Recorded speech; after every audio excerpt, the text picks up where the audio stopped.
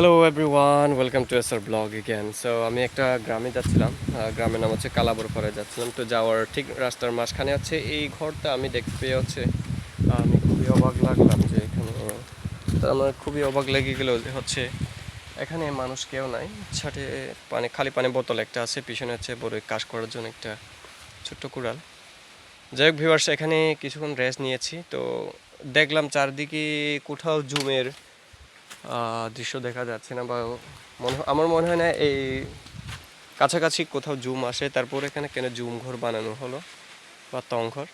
যাই হোক, এটা হচ্ছে সম্ভবত মানুষ যেহেতু এদিক দিয়ে হচ্ছে যাতায়াত করে মাঝখানে ঠিক এই জায়গায়, সম্ভবত মানুষের এখানে রেস্ট নেওয়ার জন্য হচ্ছে তারা তৈরি করছে বা বানিয়ে রাখছে। তো আমার খুবই ভালো লাগলো। এখানে আছে, খুব গরম লাগছিল, এখানে কিছুক্ষণ বসে আছে, খুবই ঠান্ডা বাতাস, অর্থাৎ এখান থেকে প্রচুর বাতাস আসতেছে। তো এখান থেকে ভালো দেখা যায় না। যাই হোক, তারপরও আমার খুব ভালো লাগছিল যে আপনাদের সাথে কিছু শেয়ার করি।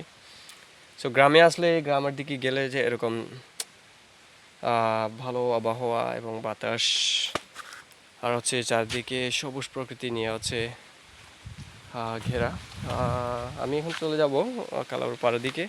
তো সাথে থাকুন ভিউয়ার্স, সবাই আমাকে একটু সাপোর্ট দিবেন। যাই হোক, এমনি বললাম তো একা একা, যেহেতু আমার পিপাসা লাগতেছে, আমার গলা একটু শুকিয়ে গেছে, যেহেতু একটু রোদ পড়ছে, আজকে বৃষ্টি পড়ে নাই।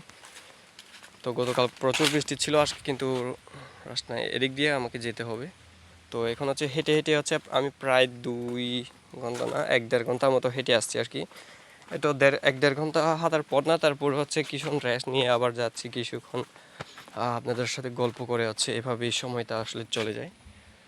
সো আরও দূর এদিক দিয়ে যেতে হবে, তাই সবাই ভালো থাকবেন ভিউয়ার্স। গ্রামে পুষলে দেখা হবে।